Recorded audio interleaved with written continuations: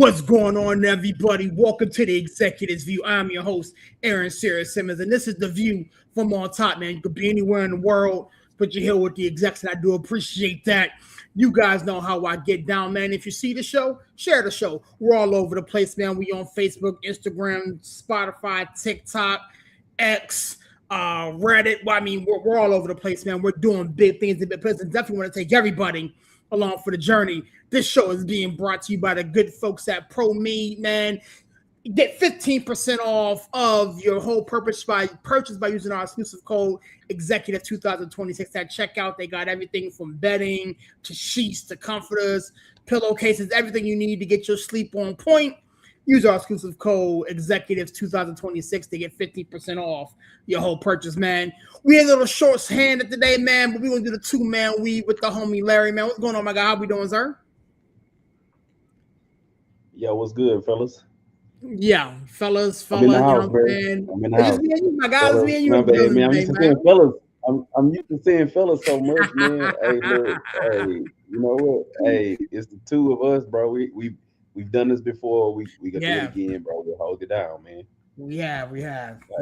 Yeah. Oh, by the way, Aaron, it's not even just our sponsor, bro. We got the affiliates, man. Yeah. I was about to hit them too, man. So in addition to us being sponsored by ProMe, man, we got affiliate links all over the place, and everything from Fanatics to NBA, NFL, Dew Wipes, Catalina Crunch, VPNs. We're all over the place, man, trying to bring everything to the masses. So definitely hit us up, man. And we're gonna post something here in a little bit, man, to kind of update everybody, because the list is forever changing. UFC, we got them WWE store, 49ers, Texas Longhorns. I mean, we're doing big things, man. So I'm definitely appreciative for everybody partnering with us, man. But with the two man, we still got a lot to talk about. Business has to get done, so I wanted to start in the MLB real quick, my guy, man. All-Star break has come and gone. The teams have reported back, and the trade deadline is right around the corner. Not trying to really go record by record, team by team, but again, I wanted to kind of give you an opportunity, Larry, to kind of take a bird's eye view of what you're seeing across the diamond, across the NL and AL. And who potentially you see going where. I mean, if you want to talk about that squad you represent, so be it. We don't have to do that. That's a sore subject, I know. But tell me where your head's at, big dog. Man, look, I'm just waiting on them to make their run like they normally do. You know how they is. Man, they going to probably go on like a 20 out of 23 run. They going to probably start, killing the league like they normally do. So that's all I'm waiting on right now. But as far as that, dude, it's the Dodgers Invitational, bro. Dude, that's what it's looking like, bro. I'm over here now watching them playing the Phillies, and it's like, okay, yeah, Phillies, good squad, 2-1. We know what's gonna happen, man. I'm still tripping on the fact that how MLB is just letting them just completely dominate everything, bro. Like they literally have 11? It's 11 game lead right now. Going into play right now, it's 11 and a half. So yeah, 11. Dude, they can like coast, bro. They can really coast the second half. I ain't saying take your foot off the gas because you want to keep guys sharp, but dude, 11 and a half games, bro. That's a big deficit to have to come back from, bro. Like watching them, they've been, beating everybody. Dude, I know y'all been over here tripping about y'all Yankees, bro. These Rays, like, they came out of nowhere. Yeah. Well, like, I want to still say they came out of nowhere. I mean, keep in mind, like we were looking at.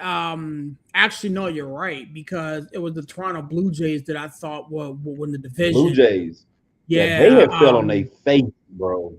Yo, talk about a fall from grace, man. They spent a lot of money to fall on Toronto. What happened to Toronto? That's crazy. Like, they spent all that money. Toronto is 11 and a half games. Toronto's 11 and a half games out, and the Dodgers are 11 and a half games up. Like, talk about a tale of two teams, man. Like, what happened to Toronto this year? Like, was it injuries? Was it just bad luck? I mean, they're 4-6 out of the last 10, but like they don't like the same ball. They made some roster moves. They made some roster moves too, and sometimes addition by subtraction ain't always the same, bro. And like they let what is this bullshit? They let bullshit walk. Yeah. You know, dude, and I think they signed somebody else they spent some money on. Like sometimes, you know, it's those key cogs that help your team, you know, keep winning. And last year they was really winning out of games because they were making a lot of contact.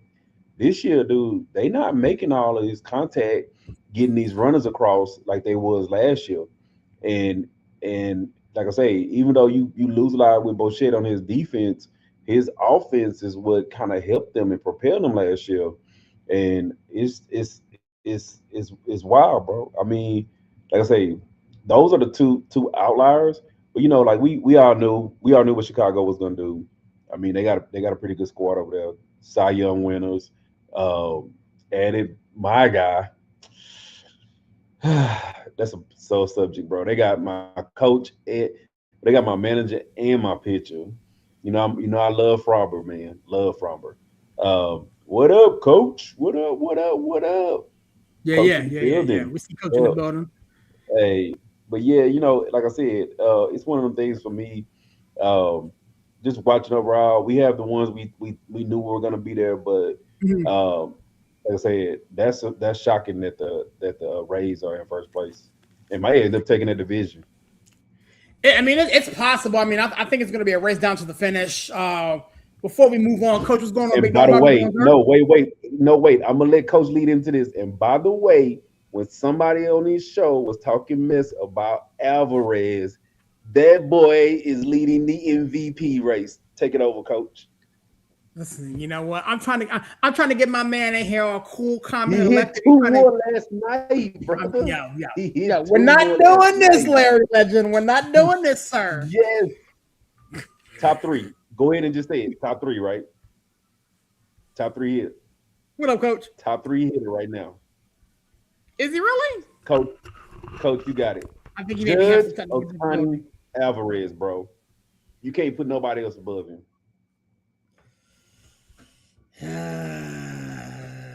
Coach, you having some technical difficulty? We'll pull him down until we get him squared away. Coach, give me a thumbs up when you're ready to rock and roll. But yeah, dude, like I said, dude, put somebody else above him. You can't, bro. You cannot, brother. You cannot. He's like what, fourth in batting, and he's what, first in home runs. Dude, like I say, man, when I said, I mean, he's third in batting right now, and if he's healthy, and he's second in RBIs, bro. No, he ain't. Like I say, dude, top three hitter. You talking about Yoda? Okay, you know Alvarez. Okay, I got you. Yeah, he's second in home runs, second in batting average, second in runs batting. Yo, he's knocking the cover off the ball right now. Hey, he hit a moonshot last night, bro. It landed like the third deck, bro. That's crazy. He is knocking the cover off of the baseball. Baseball, brother. Hey. And like I will love. So let me ask you this question again. What are y'all doing with Alvarez? Like, is he going to be a cornerstone of what you guys do, or you guys looking to move him? You know what I'm saying, to get other pieces. What are you guys doing? No, I don't think he gets moved because he loves it in Houston, and Houston loves him, bro. No tax. He just signed a big contract. No tax. Yeah. So it's not a money move for him. I think he's gonna be part of the second bill. Does that make sense? Because if you think about it, you know, is the you know what do we call it? Retool. Yeah. The Astros aren't in a rebuild; they're in a retool. right? Well, see, the thing is, the Astros never really rebuild based off of what they normally do. I mean, I would consider them a retool. They're retooling because you still got dudes like Hunter Brown, who's probably Cy Young caliber when he's healthy. Yeah. You still got guys like Christian Javier. You got hitters. You still got Altuve. You got Alvarez. You know it's talent on the team. You don't know what's gonna happen when Pena comes back. Like I said, it's talent on the team where you don't need to tear down to the studs and rebuild. Yeah. It's more of a retooling, and I think he's going to be the next phase of the cornerstone. You got to remember too, he already got his ring, so it's not like he ring chasing. Well, the thing is, like, I mean, you guys are 3.5 out from winning the division, and I mean the way Texas has played as of late, the way the Mariners normally Mariner. Y'all division is ripe for the taking, and as we currently speak right now, the Athletics and the Angels are still mathematically in this thing. So last year, the Seattle, they swung for the fences and they paid off for them. They went and got Suarez. Correct. So they swung for the fences, but I don't know if they're going to do that 2 years in a row. Do they want to take on that payroll? But the thing is, like, again, we use the same analogy. We use the same analogy in football, when we talk about, F those picks and pushing all your chips in the middle to go on a run. The AL, for all intents and purposes, are not significant juggernauts this year, as in years past. Like the Blue Jays or the Yankees have, ran away and hid. That's not the case right now in the American League. So if you're a Seattle, if you're a Houston, hell, if you're a New York, Boston, do you push your chips in the middle and try to go get an extra bat? Do you push your chips in the middle and try to go get an arm or two or something to kind of position yourself to compete with the LA Dodgers Invitational, or do you just lay in the wait, lay back and just see what happens? I mean, they already shared some payroll by getting rid of McCullers, which that's been overdue. Been overdue. I get it. People consider him to be a World Series hero, but man, that dude can't stay healthy to save his life, and his contract was crazy considering he really ain't played a full season in 5, maybe 6 years.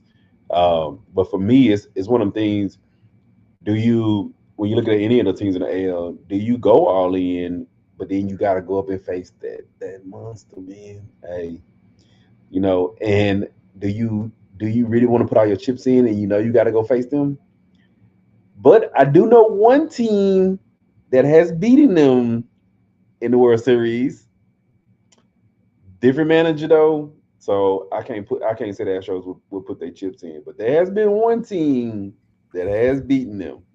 See, I'm curious to see what the other guys think about it, because if you're an AL team, the goal is to not only get to the get to the tournament, but get to the Fall Classic, right? And so a shot, maybe you catch the Dodgers on a bad night, God forbid, knock on wood, they're dealing with some bumps and bruises associated with the grind. You catch them and you can stub your toe into a championship. It's something that you may want to consider, especially if you're in the AL. In the NL, like it's a mess. Like the Mets are 17 back, not mathematically eliminated, but for all intents and purposes, it's a wrap for the Mets with a $2 trillion payroll. And again, as a Yankee fan, it chuckles. I laugh because for obvious reasons. But Pittsburgh is playing okay ball. They're above 500 this late into the year. The Brewers, they've been playing good, but man, we know how they are. They have epic runs during the season and epic playoff failures. But see, the thing is, like, you're correct, but what I said before, the object is to get to the tournament, get to the playoffs, get to the postseason, And with the lead and the way the Milwaukee Brewers have been playing as of late, they can run away and kind of chill for a minute and afford to stub their toe in an effort to get to the playoffs, and do some things like they're 7 games up of the Cubs right now in the Central.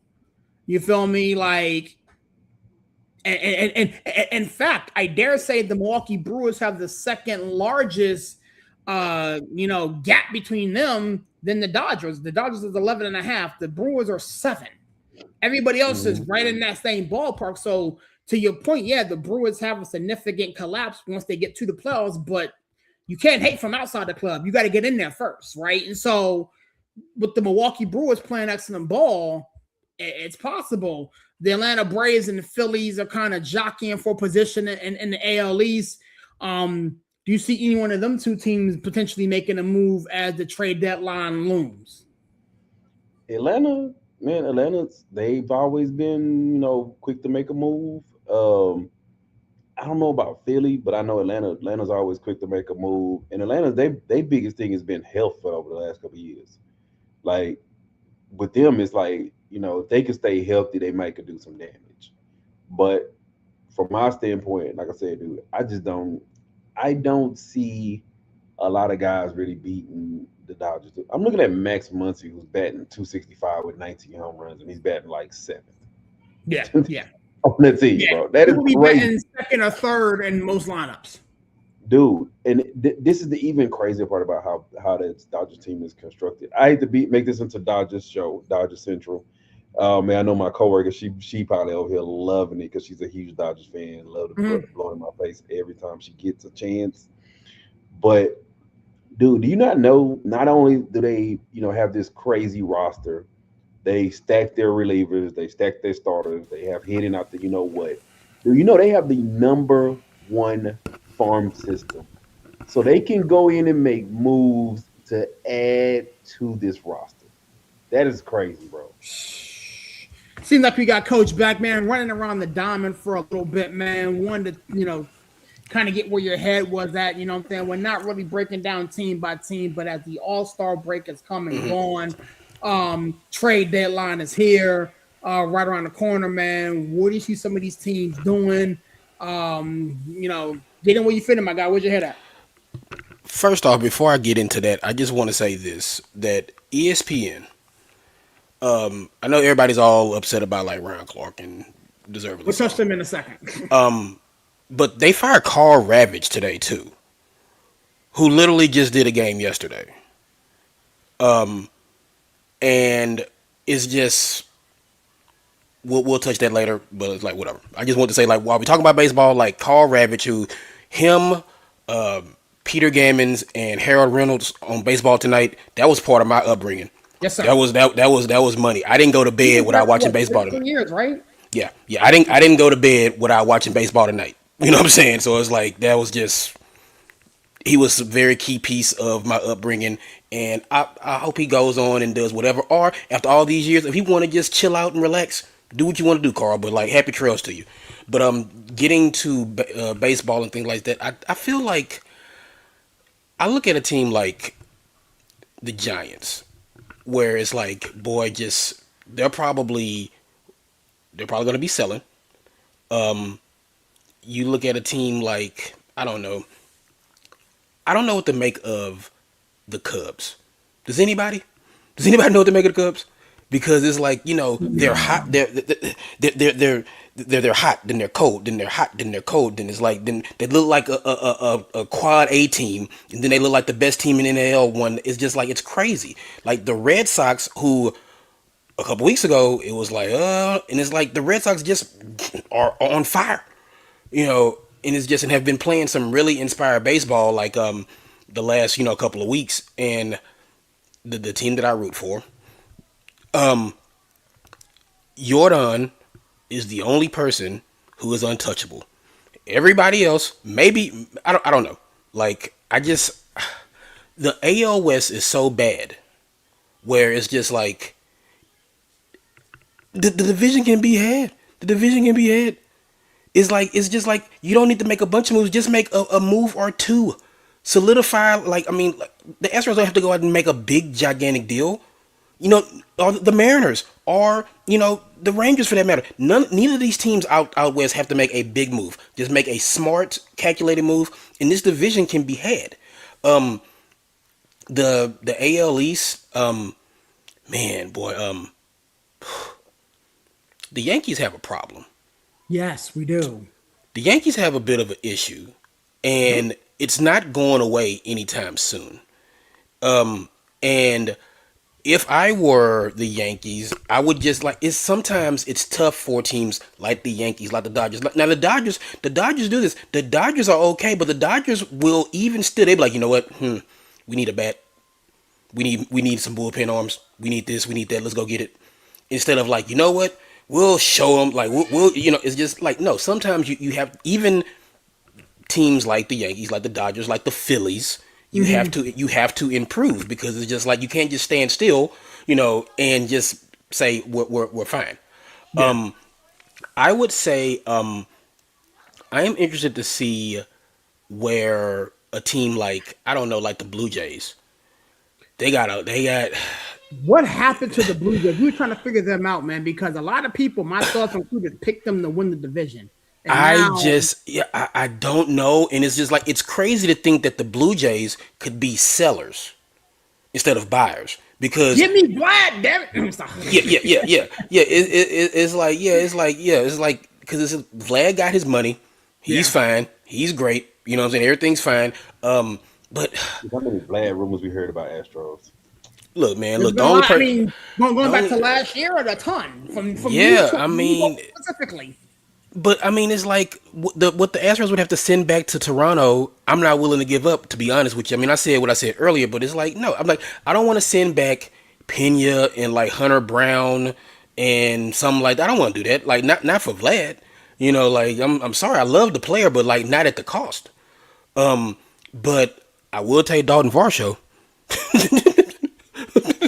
So we talking Blue Jays trades, baby. Like Dalton, come on down. But yeah. So I just it is crazy. I think, and if y'all think otherwise, like jump in. But it's like I don't think we're gonna get a blockbuster move because of the impending work stoppage. I think teams are going to be reluctant to make any like quote unquote like big time moves. Now you do see these young guys like my guy from the Cardinals who got locked up, like the Reds, like the Orioles locked up their young pitchers stuff like that. But I feel like teams are kind of reluctant to kind of make any like these big gigantic moves, and I think it has to do with the like potential work stoppage. So I didn't even think about the work stoppers being a factor and why some of these teams, may or may not be sellers. My whole position before you got on, coach, was that especially in the AL, pushing your chips all in the middle and trying to get to the fall classic because we think this is the Dodgers Invitational. I don't see anybody really competing with them. nope. But the goal is to get to the dance, and knock on wood, you catch them slipping.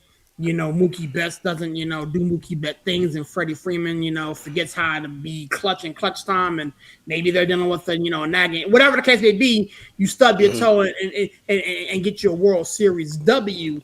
From the AL standpoint, like this is the time. Like no team really has ran away and hit. Like Yeah. Toronto's fell on its face. The Yankees, can't pitch and close games and are struggling to hit the ball and this, that, and the third. Like the juggernauts in the AL are not juggernauting. Hell, you guys are in the West. You're 3.5 games out, but you're dealing with a Seattle team who chokes all the time and a Texas team who is Texas. So, like, you guys have a good week, and boom, you're back in the first place of the division. So, like, the AL pennant is there to be had. So my position was, even with the upcoming work stoppage, do you push your chips in the middle and go get a bat, arm, some relievers, or whatever the case may be, or do you stay in the cut like you're talking about because of the upcoming work stoppage?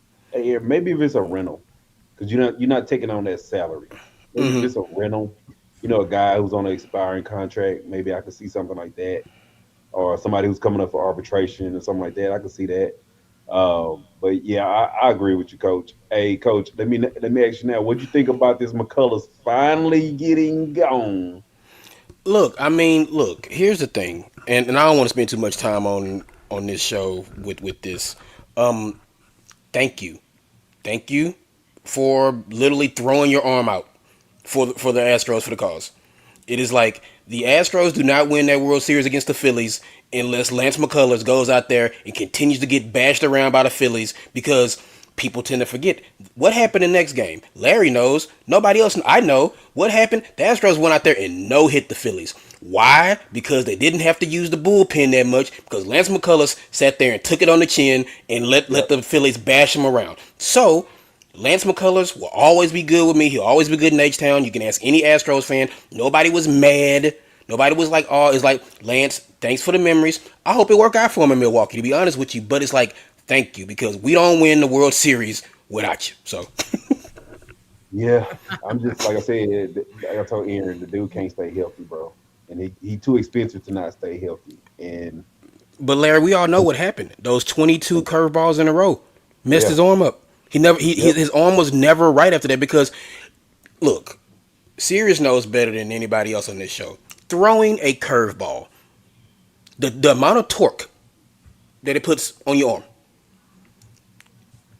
This is the reason why pitchers only throw the curveball as a strikeout pitch. He threw 22 of them in a row. In a row. So, crazy work. so like I said, thank you, Lance, for totally shortening your career by several years, all for the cause. Like so, Hey, but he could he always say, "I got that ring, baby. I got you got that the ring." ring. You got the ring. It don't matter. It don't matter. You got the ring. So thank you. Yeah. Hey, he got the ring, and he got like $160 million. Yeah, Man. in that deal, and we talked about this. That deal Yeah, was a thank you. It was like thank you. appreciate it. Here you go. Have a good Yeah, one. So that was a yep. good one. Welcome on to H Town, baby Fielder 3. That's crazy. That's crazy that I was trying to explain to a young one at my work because he's young. He's so young, he didn't even know who Prince Fielder was. I was like, what do you, this kid is 19, 20 years old. He was like, oh, I barely remember. Like, I'm like, I watched this guy's dad's damn near whole career. Okay. And then I watched his grandfather's career. Like his grandfather was playing when I was a kid. I was like, it's crazy that like Prince Fielder's kid is in the major leagues. It's insane. I do want to say one thing real quick before we move on. Mhm. Man, the Cardinals, I just they got something, man. As much as as much as it pains me to say, the St. Louis Cardinals, who I left for dead and wish they would die, they just I don't know. Like I'm I'm my mind is blown by what this team is doing, and it's just like they shouldn't be doing this, but they Mhm. just they got the right pieces. They're pushing the right buttons, pulling the right strings, and it's like I would not want to see the Cardinals down the line because they, they, I they was got they got some in St. Louis, and it irks me.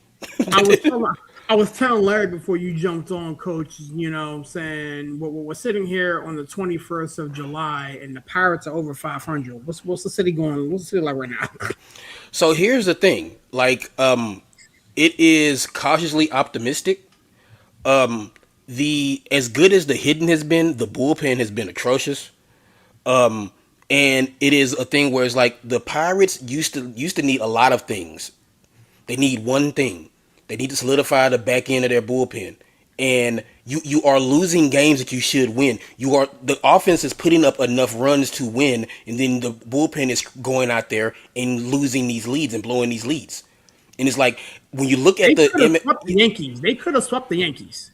yeah, they could have. But it's just like it's a thing where it's like, look, they are they're there.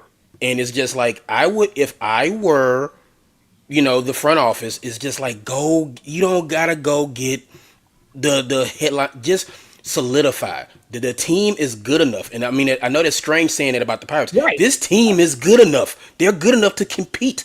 You just need to solidify the bullpen. And I just feel like I don't know what they're waiting for. I just don't. Yeah. Yeah. They're waiting on the Yankees. Yankees over here salivating over them, like, yeah, who can we pry for us? That's kind of I mean, we're Yeah, waiting for we're Kings, salivating. but you know what I'm saying, like the Pirates are the Yankees, MLB farm system. So we'll see what happens come the trade deadline, moving forward. But before we talk, before we get too far along in the show, man, there was a trade that went down in the NBA yesterday with a 3-team trade where the Atlanta Hawks secured Lou Dort, Ryan Nimhard.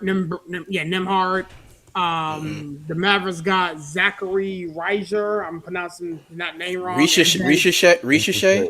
Yeah, whatever her name is.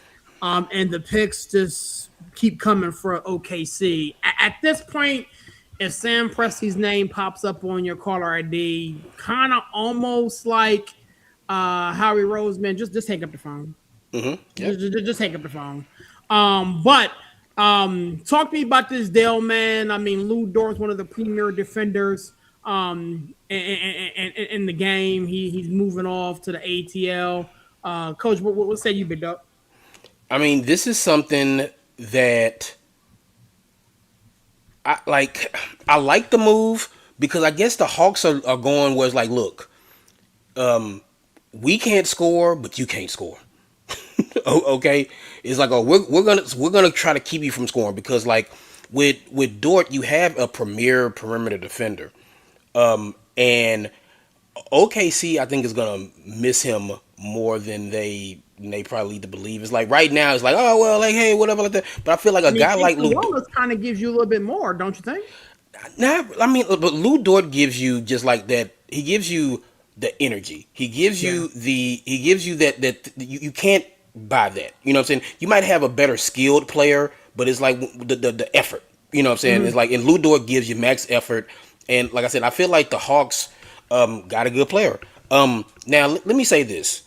I know a lot of people are trying to call Ricochet a bust, but let's go back to that draft. This is a draft that everybody said stunk. So I mean, it's like, is he a bust? Maybe not. He's still a very young player. Give him some time and let's go around because it's like, I mean, look, we all know who we picked in that draft. He's still on the roster. Yeah, so like, but this was a draft that again that people said, oh, this draft stinks. There's no good players in this draft. It's like, so it's like, I mean, maybe a change of scenery could do him good. I really like, once again, as much as it pains me to say, it's like the Thunder, they were close to that second apron, and you guys kind of like, you guys educated me on like just how severe that is.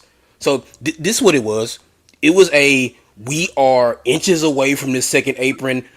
Please, somebody. And again, once again, like you said, if Sam Presti, like if I see an OKC area code, I'm not answering the phone. He doesn't want to help you out. He's only out to help himself in the Thunder, and it's like them getting off of that second apron and getting away from it now is going to free them up to like kind of make some moves and stuff like that. What moves that they couldn't make before this move. And it's like Lou Dort just happened to be collateral damage. And it's like, of course, they get more picks, love them picks. You know, it's just like I said, the 2030 draft is going to be the first 5 picks are going to be the Thunder at this rate. You know, but I think it's one of those deals where it's like, down the line, we'll be like, oh yeah, like Dort on the Hawks now. You know what I'm saying? Like it's one of those weird ones. Like when you actually start looking at preseason games, like hold on a second, Jaylen Brown is playing with the. Hold on a second, this is weird, dog. Yeah, exactly. It's one of those moves where it's like we're talking about it now, but then like when the season starts, you're gonna be like, oh, that's right, Dort do play for Atlanta now. Right, you know what I'm saying? Like. So yeah, baby Hawks. Talk to me, Larry, man. The 3-team deal that sent Lou Dort to the Atlanta Hawks. And you can parlay that into anything you want to talk about basketball related, man. We did see your boy Bruiser and Yaks will go at it in the Summer League final. Great basketball all the way around. But talk to me, big dog, man. Lou Yeah, Dort is now an Atlanta Hawk. What'd you hear that? man. I'm like Steve. Say, man, that dude teaching a master class on GMing, bro. Like real talk. And like, what some people feel or realize, they moved Lou Dort, but they still got like 7 other first round picks that are sitting on their bench. Like the dude, what's his name? Topic Nicolola. When he Yeah, had to yeah, yeah. start, he Oh, was averaging like yeah, that's right. 20 points. When he had to start, he was averaging like 25 points a game. It's like, okay, Lou Dort's gone, but we just freed up some more minutes for another first round pick. Like, and you still got your core together. We know the core is Shea, Chet, and Jalen Williams. And The J Dub, core is yeah. still there. Yep. But they are literally like I said, they literally have so many first round picks. They have guys that are literally like, hey man, who's that guy over there handing out popcorn? Oh, he was a first round pick 3 years ago. Come on. We couldn't find enough Go for to him to four. do. Give me 24. All Yeah, right, cool, no problem. yeah. We couldn't find no minutes for him, so we just told him, hey, pass out some popcorn or something. It's crazy how many first round picks he still got. Yeah. Yep. Traded $224 million and picked up like 7 more second round picks. That is crazy. And I'll say, you know what? When I say GM, dude, it's like Howie Roseman, bro. The thing with the people that fail to realize, how many second round picks have he found that have actually contributed minutes? A lot. Yeah, Yeah. there's a ton, yeah. Like, yeah, like he drafts, bro. Like for real draft. And if I'm not mistaken, he got a couple of second rounders that he got stashed overseas too. Like the dude is over here like really just I mean, he Mitchell So Mitchell they was a got second round. Mitchell was a second rounder. You hold on. know, so like, yeah, there you Grant. go. I'm looking at it now. Okay, Okay. so 2027, they got a protected first through five from Denver. They Jeez. got a protected 1 through 16 from San Antonio, and they got swap rights from the Clippers in the first round, all in 2027. yep. Not to mention what It's crazy, bro. It's crazy work what he doing over there. It's crazy work.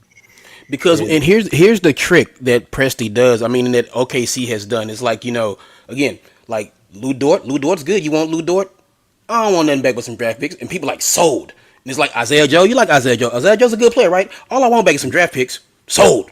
It's just like, so this so man was water to a well, ice to an and then Eskimo. he gets guys like Mitchell and Topic in the second round, and then it just keeps on going.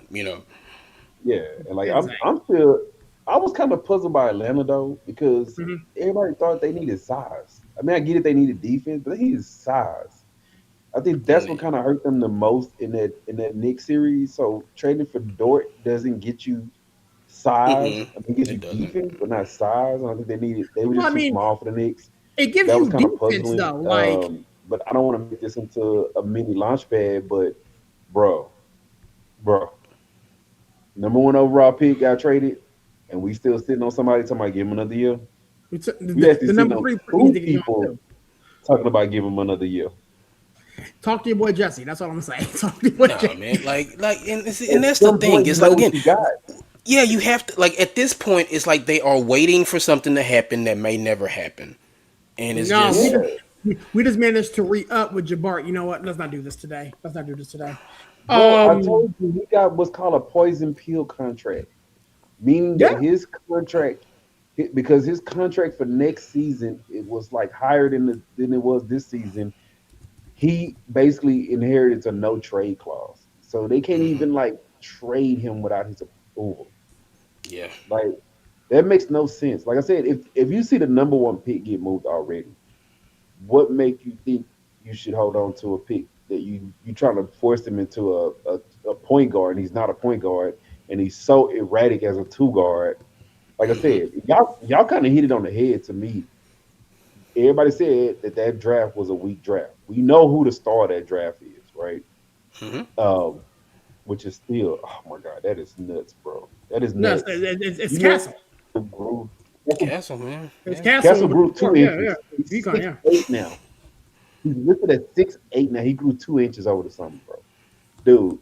But let's just say that we all knew that was a weak draft. Why did we even hold on to that pick? That pick should have been traded, bro. Well, Traded. again, I mean, to be honest with you, I wanted us to trade the pick. Me too. And then I was talked into, we needed a shooter. We got a shooter. He can put the ball in the bucket. I'm sorry. You know, I'm sorry. I apologize. I'm sorry. it is what it was. I was gonna throw you under the bus, man. I was gonna throw you under the bus. No, I'll eat that, man. Like I'll take full responsibility for that, man. It's But just like I wanted to buy in and see what he was capable of doing. And again, to Reed Shepard's point, I mean, do I think he needs to be traded? Yes. Do I think he's a good fit for the Houston Rockets squad? No. But I wanted to see what he would be able to do. And I have seen I need him gone. Dude, what was the last number one pick that's got moved this fast? What, Anthony Bennett? Bennett? It was Andrew Wiggins. Well, Bennett was second. Because Bennett was number one pick too. LeBron got there and moved on. LeBron got there. Well, he moved both of them. He moved both of them. Yeah. Which is nasty work, bro. But I mean, what that was 2 years ago. So I mean, like, yeah, no. Yeah, but I'm saying, when the last time you seen a number one overall pick get traded fast? Let's see. Yeah, it had to be that. It was Wiggins and Bennett. Mm-hmm. This is crazy, bro. Like, and it's even crazy to me because we keep saying, why do these teams hold on to number one picks when we keep consistently seeing most of these drafts got like 1-2 players that are really, like, I'm gonna say, cornerstones. Mm-hmm. Mm-hmm. So the guys, if you don't feel like they're not a cornerstone, I feel like they tradable, bro. I mean, that's how I look at it. Because when was the last draft that we saw that we said, okay, top 5, top 6 is cornerstones?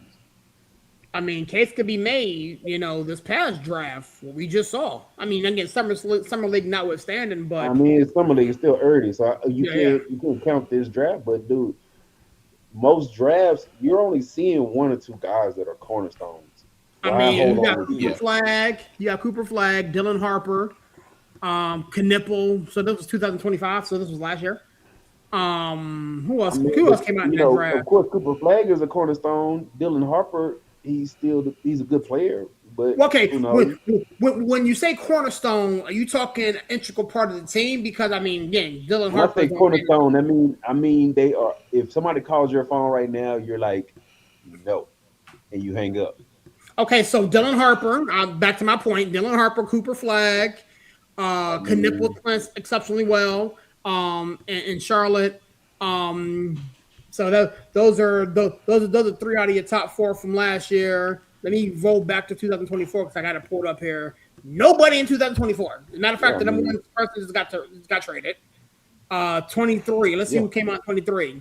You got. I would say 22. Because 22, again, like we again hate to turn this into the launch pad, but 22, as you guys probably remember, that was so look now, so that's Pablo, that's Chet, that's Murray, that's Jaden Ivey, Benedict, you got Sharp who else was in that draft? You got Shohan, who got moved though. But I mean, he was 9. Jaden Ivey's gotten traded.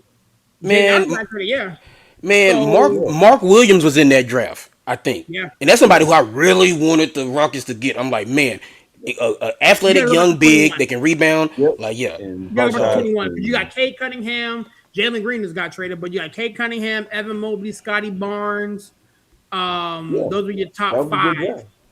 That's a draft that you probably will hang up the phone when a lot of guys call you. But most drafts, dude, think about it. Most drafts, those guys are getting moved like chess pieces, bro. They're just getting moved around. So when I look at, like I say, I don't want to make this to a million launch pad, but I'm like, why do you hold on to first round picks longer than what you need to be? Because at this point, I'm just being honest with y'all. If they did move a Reed Shepard, you could probably draft Reed Shepard next year. I think the thing is, Big Dog. I mean, we're here. We might as well bake a little bit.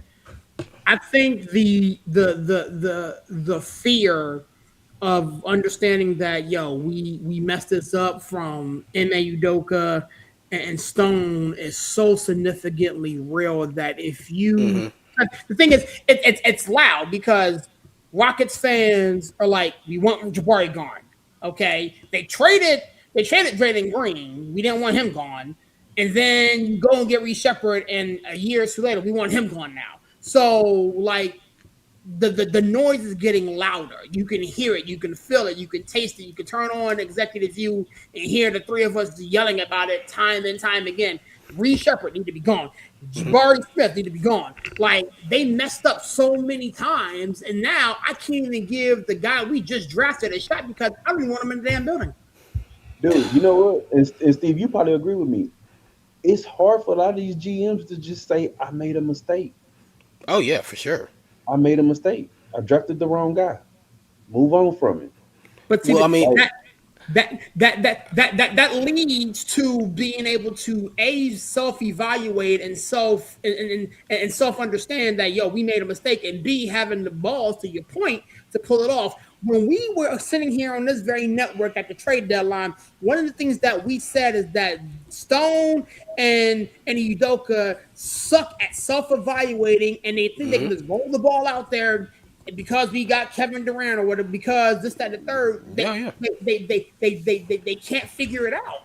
And so when it comes to the reason why Jabari not only is still on the team but got a damn extension, the reason why Reece Shepherd is still on the team and not moved for peanuts or anything like that is because they failed to be able to self-evaluate and come to grips with the fact that we messed up. So what do we have to do as front office personnel to position our organization to compete with the OKC, to position our organization to compete with the San Antonio, to position our organization to compete with the Minnesota Timberwolves, these teams that we're going to have to see time and time again if we want to compete and get to an NBA Finals. They can't do that because their ego and their Mm-hmm. arrogance is so damn big that they refuse to. We are sitting here on our couches in our living rooms doing this for them, and they cannot do that. Yeah, I mean, there's really nothing else to say after that. It's ego. It is the inability to self-evaluate, to put the mirror up and look yourself, and it's until the Rocket front office is able to say, look, okay, we messed up. You know what I'm saying? We had a bad string of this and that and signings and draft picks and stuff like that. They refuse to hit the. But see, here's the thing, guys. The Rockets hit the reset button. They blew it up. Do you have the patience to go through that again? Because 20 and 21 and 22 almost killed me. I cannot go through a stretch like that again. I can't. But Steve, that so but that might be what has to happen at this point. But it's like I cannot go through that again. I can't. Here's the well, thing. Steve, you know what I'm Okay. gonna say? I'm gonna say a retool. I'm sorry. So I'm gonna say a retool because think about it. Like you said, you gotta self-evaluate. They've hit on some picks.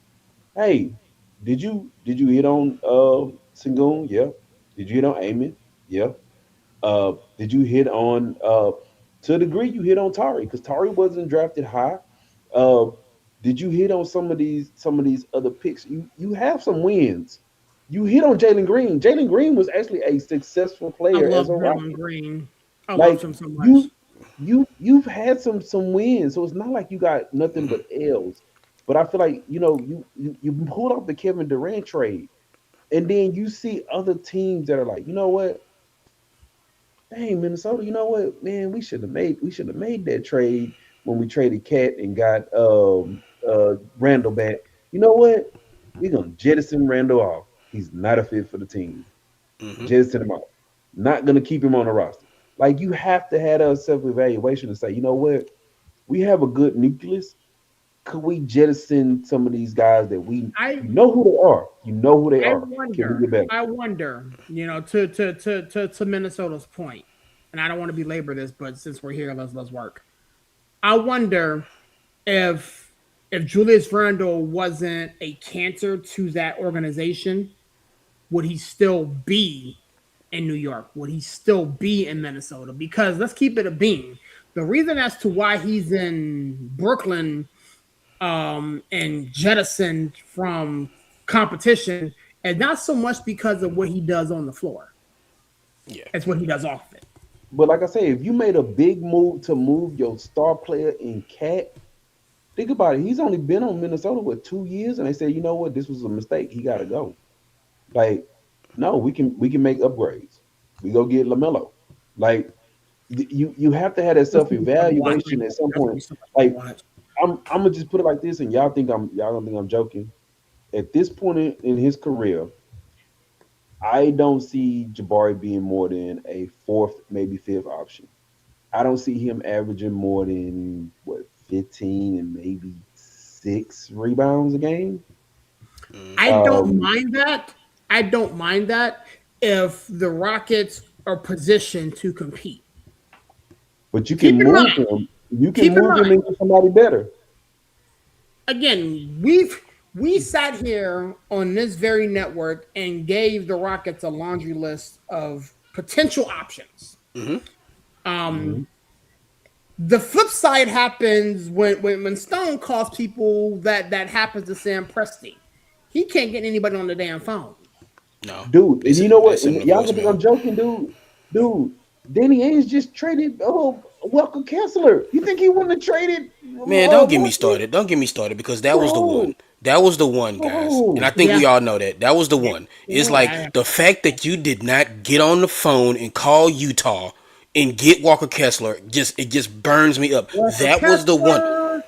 Laurie Marketing. Laurie Marketing, either one of them. It's like, don't get me started because that was the one. That was the one. It was like you had two guys, and I hate to use the word perfect. You had two guys on that team who would perfectly fit in for what the Rockets are trying to do offensively, everything like that. Marketing more so than Kessler, but it's like, man, what? I would have took Walker Kessler too, because I don't know. Like, it is a situation where I think these two guys are joined at the hip. I don't think you have one without the other, but I do think Stone will throw Udoka under the bus the first chance he gets. And yeah. So I feel like I want them both gone. But I feel like Stone will at least make it through the season. I could see a situation where the Rockets stumble out of the gate and it ain't going right, and then it's like everybody's so excited for like Fred to come back because Fred is going to solve all of our problems. He's the fixer man. Yeah. So it's just, I don't know, guys. It's just like transparency, being transparent. Like, again, this goes back to last year of I would have known that the Rockets were in effect punting the season because Fred got hurt, because Fred VanVleet is the most important player on the team, and because without him we might pack it up, boys. We shouldn't even try. You know what I'm saying? Because Fred's hurt. To make our first pick in the second round, to not draft a facilitator, a scoring point guard. It doesn't make any sense. And it's just like all I'm sure y'all have seen is like every other article is about, oh well, with Van Fleet's return, the Rockets should be. I don't want to hear it. I don't want to hear it. A 32-year-old point guard coming off of an ACL, bro. Like, I'm not putting all this fix with Fred. And I'm gonna lead this as my final comment on the Rockets, bro. You know how bad the league looks at Stone. Do y'all know that was a real conversation, a real call? They called him and was like, "We'll send you Jaylen Brown, 1 star, to send out 2 of your star players." Make that make sense, Aaron. I wish I could. The league looks at you like you a joke, that you would give up Durant and Sengun just to get Jaylen Brown. Jaylen Brown. Because again, it goes back to you just trade one, not both. You dummy. Like, yeah, dummy. Big dummy. But you done it before. People call you and they be like, "Oh, you know what? He'll give up the farm for somebody. You know, he'll do it." Crazy work. Before we talk NFL, training camps around the corner, I did want to spend a little bit of time.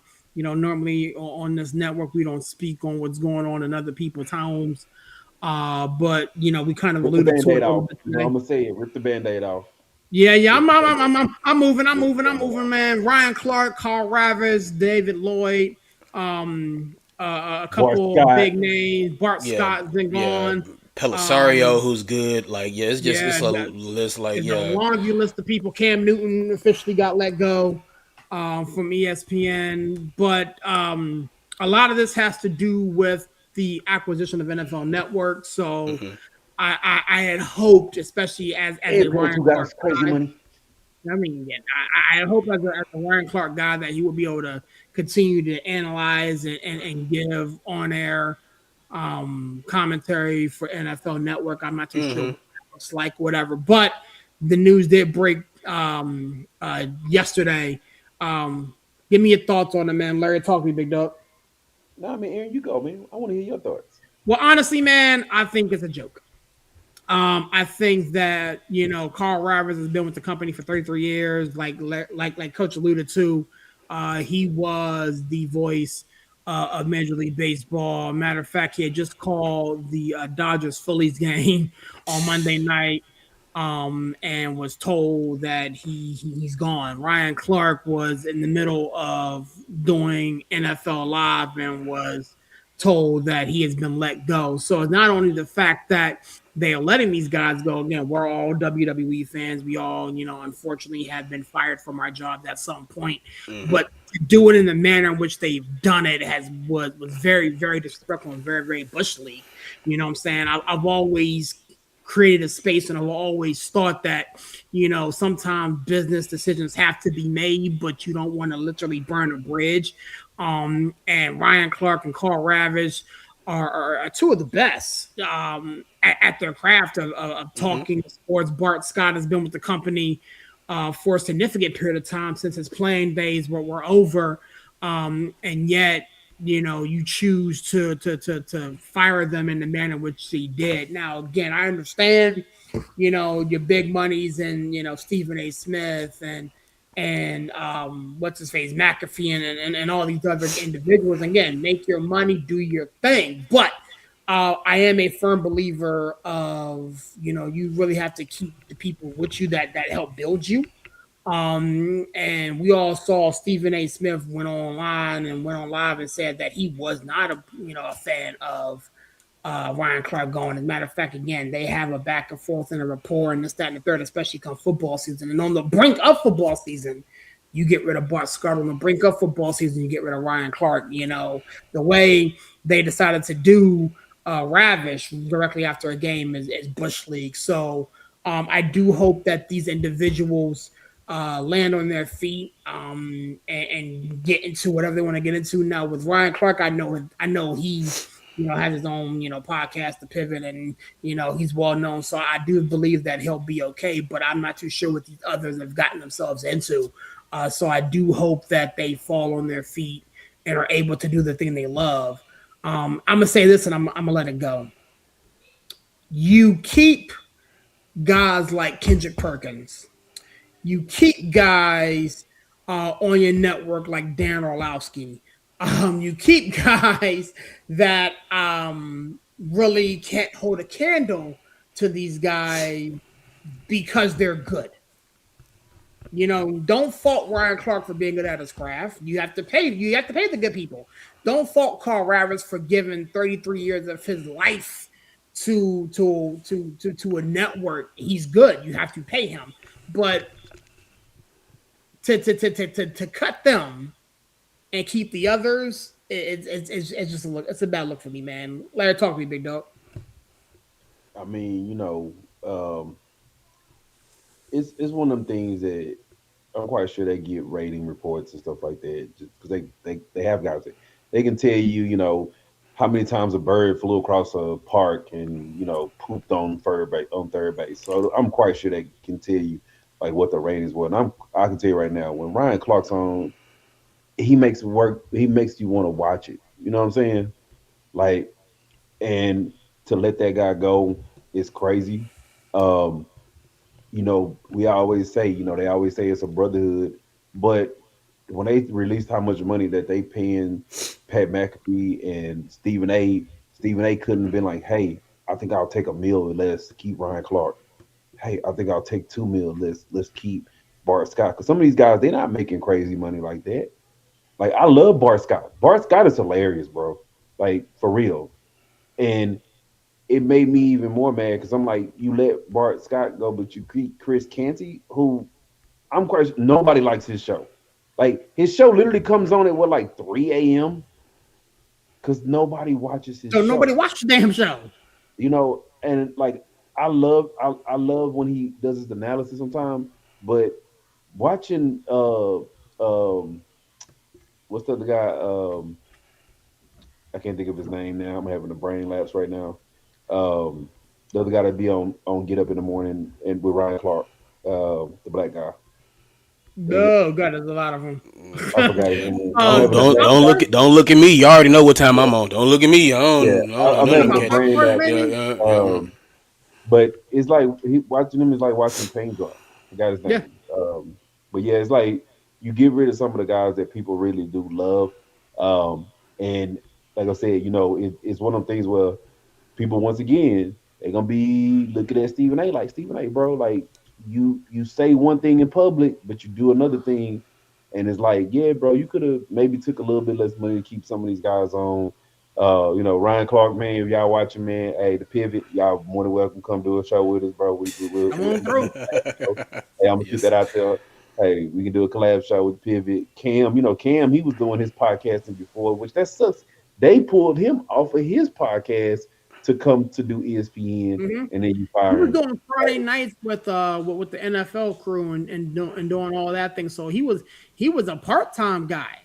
You know what I'm saying? He Yeah, only came Yeah. around during football season and did like Friday nights and went on the road with him and did all that. So like Cam has a podcast and a joint that I like because it's different. Fourth and one. Shout out to Cam and those guys for doing good work. But like my thing is to fire RC in the manner in which they did, to fire Carl in the manner in which they did. It was and just and this is the even crazy part about it. Now, I'm not the one to confirm or deny it. You know what? Hey, look, I'll go Miss Benita on you. I ain't the one to gossip, so you ain't heard it from me. right. But but they saying that a lot of this stuff with Ryan Clark came down because he got into the argument with what's his name, Steve, the other guy they Well, kept. no, Peter Schrager. I Yeah, know I've Peter seen a Schrager. lot of people. A lot of people think that the way he kind of Yeah, brushed them off, you know what I'm saying, yeah, during their little to do. Apparently, Schrager is cool with the aforementioned Pat McAfee, yeah, and that didn't sit well with the higher ups. Mm-hmm. And there you go. yeah, which is crazy. And I'm talking about Dominique Foxworthy. Dominique Foxworthy is Yeah, like yeah, watching totally paint popcorn. Yeah, dry. yeah.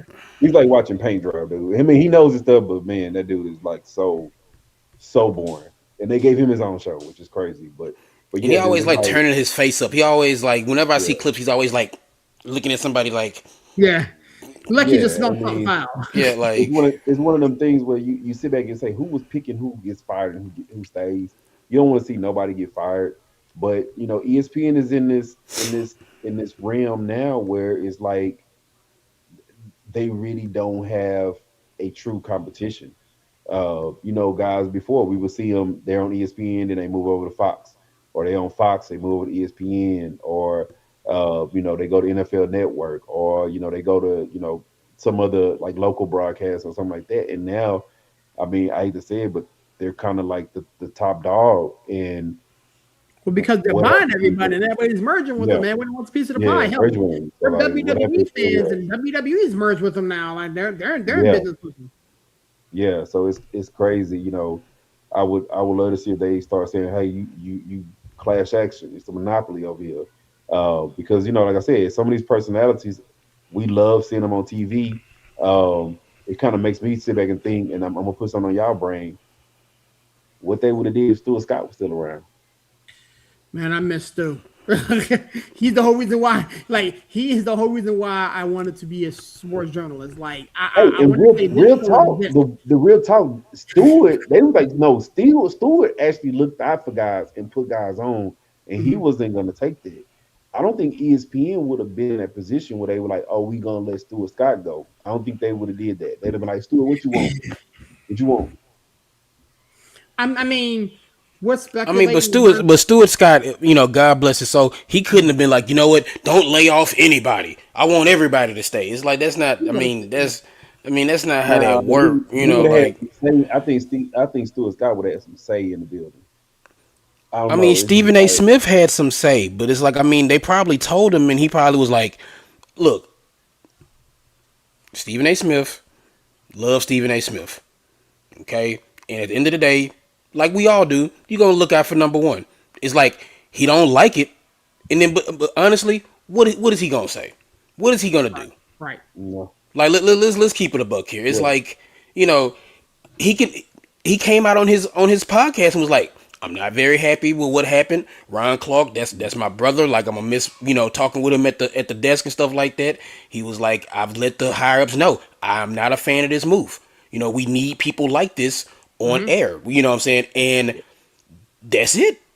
That's it. but you I know what? mean, Let me ask you this, bro. And this is one thing that is kind of sitting with me.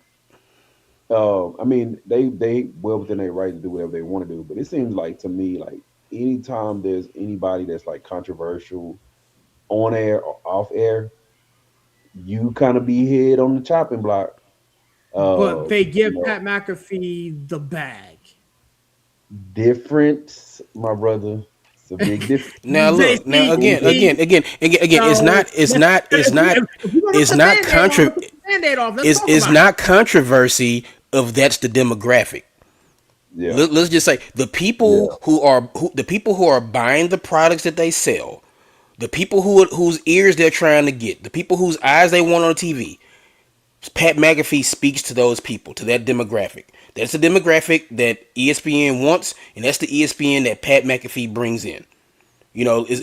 And this is why Pat McAfee is going to be getting $100 million. But this is also why it's going to be like, okay, welcome to hour 8 of the Pat McAfee show, and right after the Pat McAfee show is Stephen A. Smith, and then and it's just like I remember rushing home to watch PTI and Around the Horn, Yeah, yeah. and I just I remember watching the sports reporters on Sunday. Hmm. And like I just remember these things. I remember watching Outside the Lines for like the serious, hard hitting, Yeah, yeah, yeah. sports stories and stuff like that. And I say this, and I've said this on the show. I've said this in the chats. I've said this all the time. Y'all think I be joking when I say this? I have been out on ESPN for a long time because the very soul of that network died a long yeah, time ago. And now it's yeah. just about money. It's just about whatever they are about now.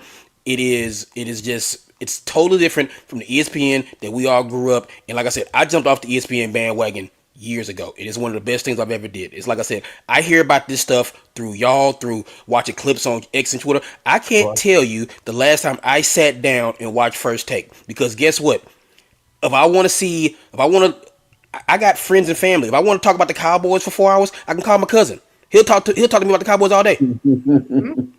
Hey, look, It's just, I mean, it's honest. It's like if I want to hear about LeBron, I call my partner. He's a big LeBron fan. You know what I'm saying? It's like if I want to hear about LeBron all day, I'll talk. I have people who I can talk. I don't need Kendrick Perkins to tell me about this, or I don't need to watch. Be honest. I don't need to watch Ryan Clark tell me about this stuff. It's like I can find other avenues. I have found other avenues in which to get my information, or if I want to hear somebody's opinion. Again, like ESPN, people like, oh, I can't believe ESPN. ESPN has been moving like this for a long time, and they have slowly. It's like what happened to MTV. MTV yeah, was music television. They Hmm. showed music videos. It was all about the music, and then slowly over time, it became more about the real world road rules challenge and reality TV. To Love where the real now, world. but like, yeah, don't get me wrong, love it to death. But MTV became more about that than music. The M in MTV is Just music. music. You know. yeah, Now again, with ESPN, entertainment in sports, it's like the entertainment rules what's going on there. It's all about entertainment. But again, whether you like Pat McAfee or not, or Stephen A. Smith, they're entertaining. And when ESPN is run by Disney, an Disney, yeah. entertainment company, that matters more than hard hitting sports analysis. That matters more than anything else. That matters more than Tony Kornheiser and Marco Wilbon. That matters more than John Saunders and Dick Shapp and them talking. It matters more. It's like, again, I'm not here to sit up here and on our network spend time talking about and critiquing another one. Okay. But again, just for me personally, and maybe people will catch on. It's like, look, man, ESPN used to be on an instant on a constant loop. Getting up in the morning, I just put it on Sports Center and just let it run. And it's like I said, I can't remember the last time. I don't know who anchors Sports Center these days. I can't tell you the last time I watched Sports Center. I watch ESPN for live sports. That's all you get out of me, because everything else is just like, whatever. So I don't know. It's just I mean, it's tough. It's tough. It's tough because it's like, again, they could have let Carl Ravage like retire on air. They could have gave that man that privilege, though. but Like no, they decided to let him do one more. They got one more game out of him, and then told him, and didn't even tell him. Like, he finds out second handedly, and it's just like, you have him. You have people like Stephania Bell, who, man, look, Stephania Bell didn't help me out. Anybody who played fantasy football, you done got some information from Stephania Bell. You know what I'm saying? So let's keep it a buck here. You know what I'm saying? So it's like, you have people like that. I mean, David Lloyd, a guy who had been on Sports Center for a while, because he was kind of like in the new wave after like the kind of like the anchors, like the pillars of ESPN left. He's been a guy he's been on there for a while, and it's just like, I mean, and this is why you see people like Elle Duncan told them to she chunked Deuce. She was like, she saw that the ship was sinking, and Elle Duncan was like, look, I'm gonna see what Netflix talking about. Y'all have a good one. Yeah. There's a reason. Like, I mean, good on these people who see the writing on the wall and jump ship before it happens. It's like, again, like it was very funny to see people talking. Like, I saw the one tweet where the guy was like, yeah, and I guess and Jamel Hill needs to be next, and it's like, that lady ain't worked at ESPN in 5 years, 6 years. Yeah, she worked at ESPN for a while. Yeah, so it's like, it's just funny how like things like that happen, to where it's like, I can make that mistake. It's like, look, Mike Golick is coming back. Who would ever thought?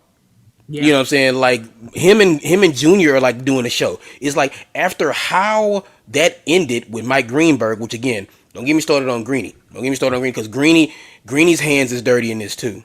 Very much. You know what I'm saying? Yeah. People like let's blame Pat McAfee, let's blame Stephen A. Smith. Mike Greenberg's probably the third person in that group who is like, because he blew up one of the best things ever in sports. Mike and Mike in the Morning. I love Mike and Mike. One of the best radio shows of all time, and because of his ego, he blew it up. And it's sad, but it's like, it's funny where it's like, now Golick, and he's doing it for his son, because like Junior is like kind of like, dad, like, come back, and like, and I guess Golick is like, look, it's still kind of like, but he coming back and doing this for his kid, which, I mean, I appreciate that, but it's like, man, I've spent way too much time talking about a network I don't even really watch besides live sports. Correct. Hey, you know what? That's all ESPN's good for me for. Hey, but you know what, Steve? Anybody that's watching, hey, if you want sports content, you know where you come right over here to this Executive View. You watch this. You can get a lot of things. We'll stay away from nothing. We stay hard hitting. We stay talking about whatever. We ain't being whitewashed. We ain't getting filtered. All this other good stuff. Hey, you can come on right on over here for your content, man. We can grow our viewers. Come on over. Before we get out of here, big dogs, I wanted to talk a little NFL. Training camp is right around the corner. We got Scatterboo doing flips, which was insane. We got BA still.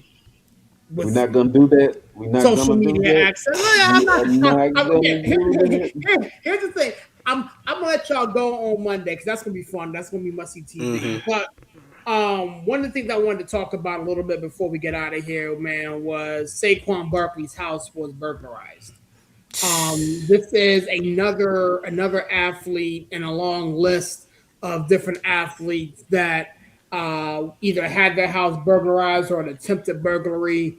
And it speaks to the entitlement or the disrespect that fans have for these athletes. I mean, they yell and fuss and cuss at them at the games, and DK got into it with a fan, got himself suspended. And, he is just another list of the long line of NFL athletes over the past couple years that has had their home burglarized or something like that. In fact, Sean Taylor, that's how he lost his life. His house was being burglarized, and he defended his house and lost his life. So I wanted to, touch on that, talk a little bit about stuff that we're looking forward to in training camp. Laporta is fully cleared to go. It looks like, again, Patrick Mahomes is going to be cleared to go week 1, but I wanted to give you guys the opportunity to kind of see, talk a little bit about training camp, and then we'll get you guys out here. We did get a late start, but I don't want to hold you guys on too long. Coach, talk to me, man. Where's your head at going into training camp? Okay. So, I rarely like to talk about the Texans because I famously say, you know what?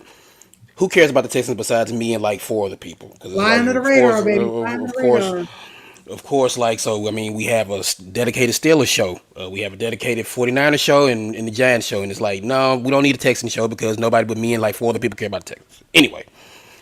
I do want to talk about the Texans. I do want to talk about the Texans because my wife said, Steve, why would you do it? Why would you do it? What did I do? I rewatched the playoff game the other day. I always like the one they won with the Steelers. Unfortunately, no. The one against the Patriots. Because when one of the ways I get ready for the next season is to see how the last season ended, whatever like that. For Seahawks fans, you're gonna love how it ended. You know what I'm saying? But that's just something that I always do. So in watching that game, it's you didn't have Nico Collins. You had no run game to speak of. The weather wasn't great, and these are all excuses that I don't care about. CJ Stroud wasn't great. He wasn't good. Now, there are reasons why maybe he didn't go the Texans' way. A game that was still close until Booty made that fantastic catch in the corner of the end zone. I didn't forget about that, but I forgot how good that catch was. I knew he scored a touchdown, but I forgot how good. Sting was all over him, and he still made that catch. So big ups to him. And it's just, I don't think the offensive line has improved that much. It has improved. You get Teller from the Browns. You drafted the kid Rutledge from Georgia Tech, who I absolutely love. You got rid of Titus Howard. Larry shouldn't be I've heard talk about Titus Howard more than I heard you talk about Titus Howard. McCullers is gone. Titus Howard is gone. Yeah. And I'll say this again. We talk about shorts and t-shirts all the time, but man, I'm trying not to get excited. Every video I see of Tank Dell running around, it makes me all warm and fuzzy inside. He looks good because I seen him work. Him and Golden were working out at U of H the other day, Larry. I know you saw that. I'm like, look at Tank. Look at Tank go. Look at him go. He needs to run 2. I told my boy he needs to run 2 routes: go and fly. That's it. Go and fly. Nothing else. And I just we don't have to talk about the Texans defense. It is, again, one of the better, you could say the best defense in the NFL. And they don't need the Texans offense to be lights out. They don't need them to be the greatest show on turf. They just need them to be okay, be good. Give CJ Stroud this. Give CJ Stroud more than 4 seconds to throw the ball. You know what I'm saying? 4. It's not even 4. 1.8. Yeah, 1.8. You know what I'm saying? It's please, I feel like the Texans it was wasted.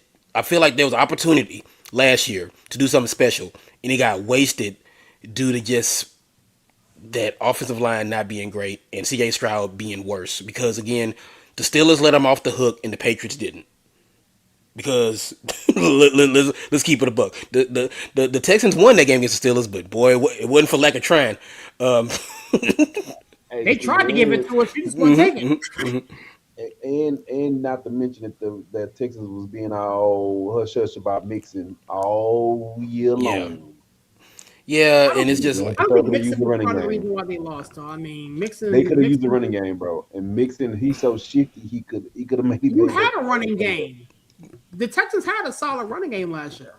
I mean, they weren't top of the league, but it was solid. It was serviceable. it was solid, and I feel like if you had a better running game, again, like a lot of that is on the line. You know what I'm saying? And once again, and I said this last year, and I say it again, and this is the last thing I'm gonna say is like, yes, they got Teller and they got Rutledge, and they went and got they have Ursay. They have some good players on the line, but there's no cohesion. And that is the biggest thing I'm going to be looking for as the Texans get ready to go to camp is the cohesion. How will this group meld? Because it's like you're asking guys to play out of position, number one. Because I feel like you're going to have Teller playing right guard when he's usually a left guard, and you're gonna have Rutledge probably trying to have him play center and stuff like that. Or it's like it's already getting off to a bad start for me because like you're already like, oh well, this guy who plays left guard, like we're gonna put him at right guard, and this guy that normally plays right tackle, we're gonna put him at left tackle, and this that. So it's just like once again, it's like my biggest thing going into preseason is the cohesion of the Texans offensive line because it is super important. This team has a special defense. If we can just get the offense to be okay, we'll see. I'm going to save Larry and his 49ers for probably Monday. But when you look at the Steelers, man, I feel as though, this can potentially be a year of unexpected firsts. I'm not going into this season scared for my offense to take the field. I do feel as though we're going to be able to score some points here. I feel as though for the first time in a long time, we have a wide receiver too, and Michael Pittman. I like Bernard. If you listen to my dad speak, he's high on Roman Wilson. We dropped some money into Mount Washington. Defense is coming together. Going out and picking up Jamal Dean, the pair alongside Joey Porter Jr. was big. Going out and picking up a Rico Dotto, the pair alongside of Jalen Warren in the backfield, another Mike McCarthy guy is big. So I am pleasantly optimistic. I do feel as though this can potentially be a year where we not only get to the playoffs, but we win a game in the playoffs. I think I speak for all Rostolo fans that the even though Mike Tomlin is gone, the standard is still the standard. And I do feel as though this offense is going to be able to score some points, which could potentially put pressure on the defense. I dare say, and again, I hate to reference the Houston Texans game, but if we put the ball in the end zone and score some points, perhaps we turn one of their 5 turnovers into a touchdown. Maybe. And we failed to do that, not just in that Texans game, but in so many others last year. So, A-Rod is 43. He is no spring chicken, and then we got a bunch of babies behind him. So we'll Hey, see. he's talking to his family again, at least. Yeah, I mean, so maybe he goes into training camp feeling good. He's talking to his peoples. He got his old coach. Tanya's in the locker room. It's probably a camp body. I mean, he sees some familiar faces, faces that he's used to. So again, the vibes are up as to what the Steelers look, to accomplish as we get ready to pop the top on the season and get into training camp. Before we get out of here, Larry, did you want to talk anything 49ers, or did you want to wait until Monday? Forever faithful nation, brother. Forever faithful nation, the Niners show, man. Check us out on Monday, man. Monday. Hey, we in the kitchen cooking up, man. That's all They I'm will saying. talk everything And about Steve, the my 49ers brother, and Ayuk and such. if you ever want to talk Texans, you let me know, brother. You let me know. I'm good. He I'm likes the flying under the resident. radar. He likes flying under the I'm the radar, resident man. Houstonian over here, brother. We will do a Texan show. They're like baby brother, bro. Like, I've gotten into it with somebody. I'm not even gonna Yeah, mention his yeah, name, but yeah, we just yeah. I seen the know. arguments. Yeah. And I'm like, dude, like I live in Houston, brother. If I don't root for my hometown team, leave me the hell alone, bro. Like I go to Texans games. I wear Texans stuff. I tell people all the time, if I'm going to a Texans game, I wear Texas stuff. If I go to the Texans and 49ers game, I wear When 49ers not stuff. stuff. Yeah. And Point see, blank. I'm Don't not. get no. I live in the DMV. If I'm going to a Commanders game and I'm not working, I'm wearing Steelers stuff. They can kiss my Dude, behind. I don't do that, bro. Like, dude, like, but it's different. It's different, Aaron. Dude, Steve, am I joking? I always tell these people, who did you root for the 7 years Houston didn't have a team? Who did you root Exactly. for?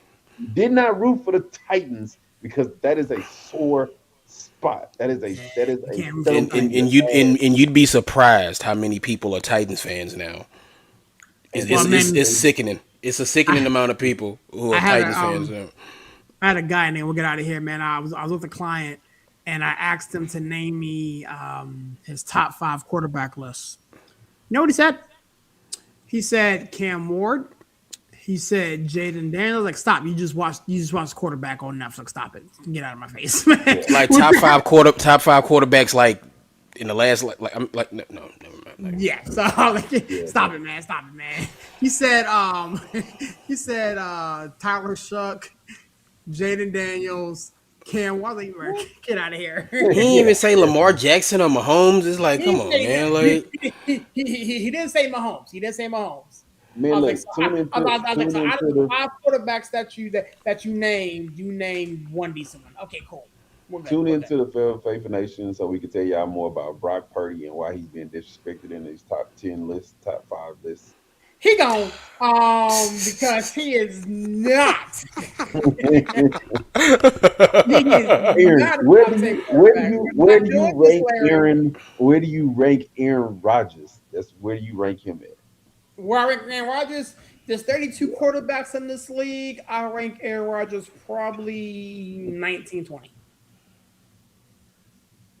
Okay, I can see that maybe You feel me? above Tyler Like, I mean, I Perry. put him above.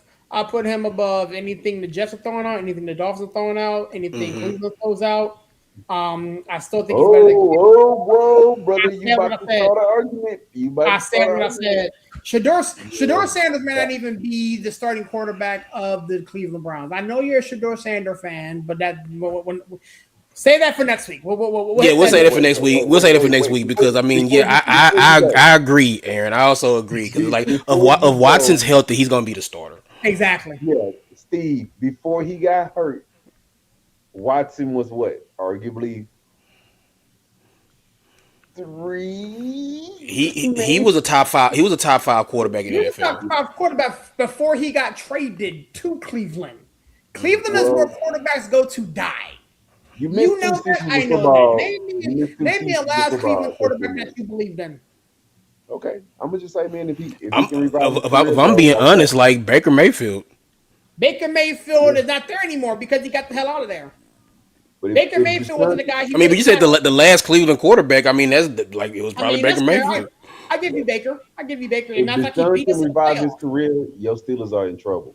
If Deshaun Huh? can, if Deshaun can revive his career, your Steelers are in trouble. No, we're not. No, we're not. No, we're not. We'll talk about that next week. With All right. that being said, Coach, get us out of here, big dog. All right, man. Always a pleasure to come through and talk with the executives. Hashtag Total Sports Tuesday. Get familiar with it. You don't gotta like it, but you better learn to love it. In the words of Ric Flair, Woo! um, because it just might be the best thing out today. So here's the thing, guys. Listen to the show on streaming sites, Reels on Instagram, on Facebook. We on there. Like, I mean, make sure you go into the website. The Executive View website is live. Do not forget that. Go there. Help us out. It'd be greatly appreciated. Do you like shirts? Do you like hats? Hey, I don't know. There might be something for you at the Executive View .com. So, I'll close the way I always close. God is good. All the All the time. time. Make sure y'all drink y'all water. It is hot. Make sure you stay hydrated. Ladies and gentlemen, from Shaolin to your home, get them dubs up. Yes, This sir. Wu-Tang is for the children. Peace. Appreciate you, Coach, man. Thanks for coming by, kicking with us, man. Larry, you know, to get us out of here, big dog. Hey man, always a pleasure. Like you say, man, always a pleasure. And that was genuine, man. Steve, you want to talk Texans, man? Look, hey, they like the little brother, man. I want to see him do some stuff, but against everybody but my Niners. I want to see him beat everybody but them. But yeah, that was a genuine, shout out that I do a Texans show with you. And like you say, keep rocking with us. Keep rocking with us on everything. Backstage business back in the house tomorrow, right? Yes, sir. We back at it tomorrow, man. Back at it tomorrow. Faithful Nation Monday, Tuesday back in the house with Total Sports. Keep checking out everything we're doing. He forgot to mention, hey, go in, check out our blogs, man. Aaron, your dad doing work on the Dad is blogs, doing man. crazy work, man. I'm so proud of him. Yeah, man. Like, hey, tell him he got to come jump on Total Sports one day, man. You Tell don't him want my we'll dad make it on this PG. joint. We'll make it You don't want my PG. dad on this joint, man. We'll Crazy do quick. we'll do the PG version, and I'm gonna close like this. I'm gonna close like this. Monday, have the dump button ready. Have the dump button ready. It's gonna be fun All right, producing that I'm show out. for you guys, man. It's gonna be fun. Yo, man, it's your boy Sears repping now 412 and the 703, man. Such a privilege and absolute pleasure doing these show with these gentlemen on tonight, man. Thanks for everybody for coming by and rocking with us, man. Everybody who's watched the show live, everybody catches the download later. Traveling mercy to the homie villain as he and his family get a getaway, man. Looking forward to him back in the building potentially next week. Tomorrow, man, Backstage Business is here. We're gonna talk about everything around the world of the WWE, man. We got SummerSlam about a week and some change away. Our junior executives are coming at you live next week. They're going to be putting together a nice little production talking about everything about SummerSlam. Shout out to the homies and the homiettes for doing that, man. Special shout out to our sponsor for tonight's show, ProMead, as I alluded to, man. 15% off your purchase using our exclusive code Executives 2026. Everything from pillows to bed sheets to pillowcases and all that stuff to make sure you get your sleep right for the day and the journeys ahead, man. With that being said, I always close out my shows like this, man. God is good, even though sometimes people are not, man. God bless. Catch you guys on the next one. Peace.